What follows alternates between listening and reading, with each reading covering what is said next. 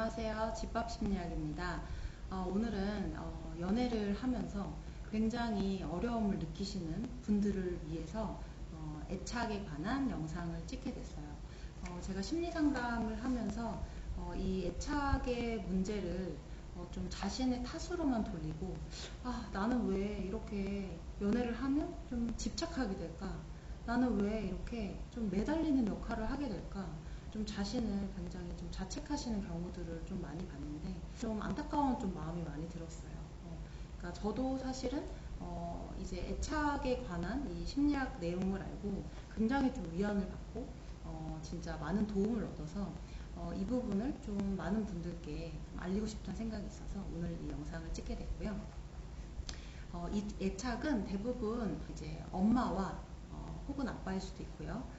그 인생의 첫 중요한 대상과 아이가 맺게 되는 것을 애착이라고 해요. 그러니까 한마디로 아이가 배가 고플 때 응애 응애 하고 울면 엄마가 뭐 젖을 물려주던지 아니면 이렇게 우유를 주겠죠. 그렇게 반응이 올 때 내가 사랑을 원하고 아이가 또 엄마가 반응을 주고 그러면 좀 안정적인 애착이 형성이 됩니다. 그런데 모든 부모는 완벽할 수 없죠. 그래서 불안정 애착의 유형도 있는데요. 크게 애착은 4가지 종류로 나눌 수가 있어요. 특히 제가 이 서두에 말씀드렸던 내가 왜 이렇게 좀 연애를 하면은 집착을 하게 될까? 이 이제 집착형 애착이라고도 부르는데요. 처음부터 설명을 해드리면 크게 첫 번째로 안정형 애착이 있어요.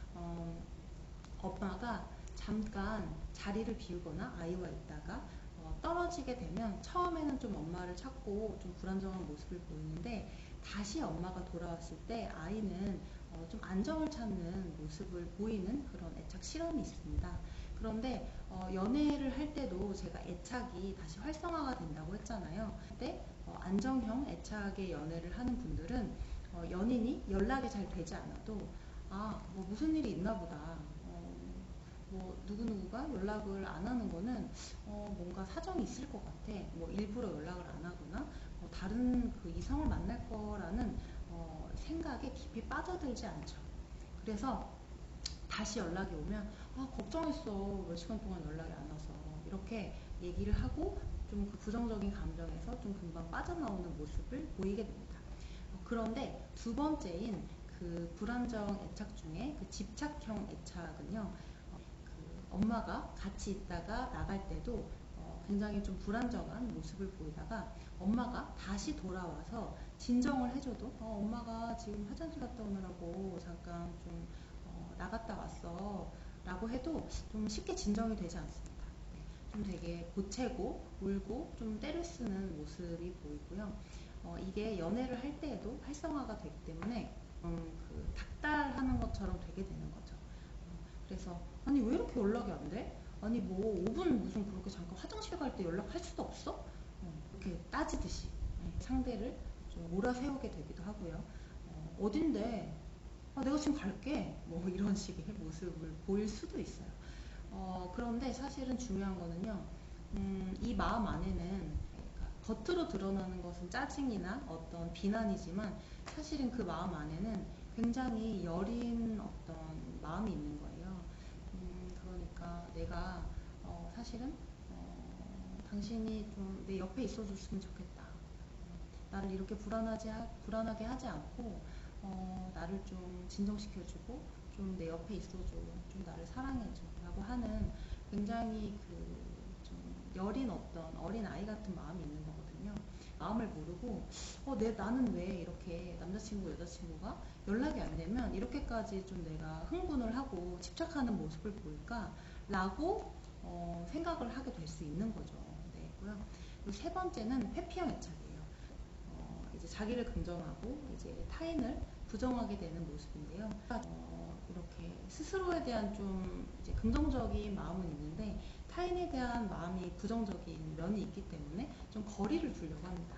좀 갈등이 있으면 좀 그거를 바로 풀기보다는 좀 회피하려는 모습으로 나타나기도 하고 회피형은 그런데 사실 그 부모님이 양육을 할 때 이제 좀 냉담한 모습을 보였다든지 좀 거절을 좀 당했을 때 회피형 애착이 될 확률이 좀 높다고 해요. 그 애착 실험을 할 때도 엄마가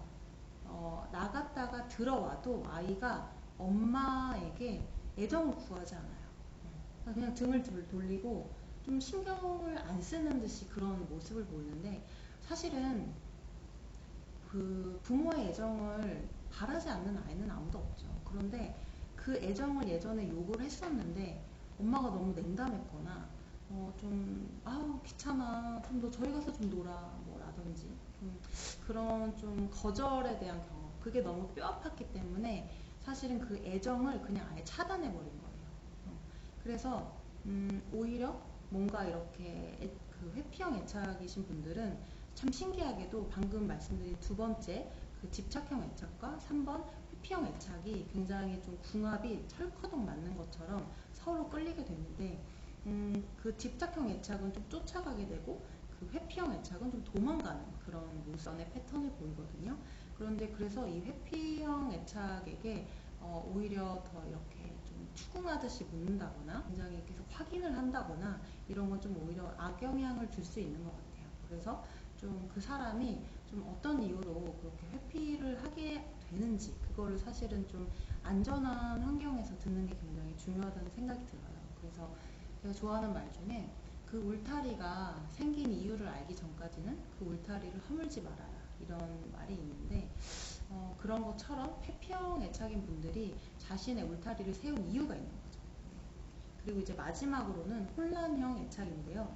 혼란형 애착은 자기도 부정하고 타인도 부정하는 좀 그런 모습을 보여요. 그래서 사실은 가장 많은 상처가 있는 분들이라고도 할 수 있는데, 이제 타인에 대해서도 좀 회피하게 되고 자기 자신에 대해서도 좀 부정적으로 보기 때문에 좀 사실은 쉽지 않습니다. 그래서 접근 회피 갈등이라고 하는, 다가가고 싶기도 한데 또 다가갔다가 또 상대가 또 너무 가깝게 오는 것 같으면 부담돼서 또 뒤로 빠지기도 하고 좀 그런 혼란스러운 좀 모습을 보여요. 그래서 이 혼란형 애착인 분들은 좀 스스로도 되게 좀 마음이 복잡하실 수 있어요. 그런데 스스로 내가 이런 애착 유형이라는 것을 아는 것이 일단은 굉장히 중요하고요. 제가 오늘 이 영상을 처음에 찍은 이유를 말씀드린 것처럼 사실은 이런 행동이 굉장히 자연스럽게 연애를 할 때 특히 많이 올라오거든요. 그래서 이거는 자책을 하시면 전혀 도움이 되지 않습니다. 네. 내가 왜 그렇게 연애를 할 때 상대에게 매달리게 되고 전화가 안 되면 그냥 몇십 통씩 하게 된다던가, 이거는 정말 애착의 어떤 시스템이 이렇게 삐뽀삐뽀 하면서 울리는 거죠. 네, 그래서 그거를 탓하기보다는 지금 나 스스로 또 애착에 빨간불이 켜졌구나. 그러면 지금 나 스스로를 좀 어떻게 진정할 수 있을까? 내가 어떻게 하면 이 연애에서 막장으로 가지 않을 수 있을까를 좀 스스로 잘 알고 진정시키는 능력이 굉장히 중요하거든요. 지금까지는 네 가지 애착 유형을 설명드렸는데, 다음 편에는 그러면 어떻게 이 애착 유형을, 자신이 불안정 애착이라면 희망적인 거는 안정 애착으로 될 수 있어요. 그런데 이거는 획득된 안정 애착이라고 하는데요. 어떻게 획득된 안정 애착으로 갈 수 있는지를 추가 영상을 통해서 제가 알려드리도록 하겠습니다. 그럼 오늘도 시청해주셔서 감사드리고요. 좋아요와 구독, 댓글 부탁드립니다. 감사합니다.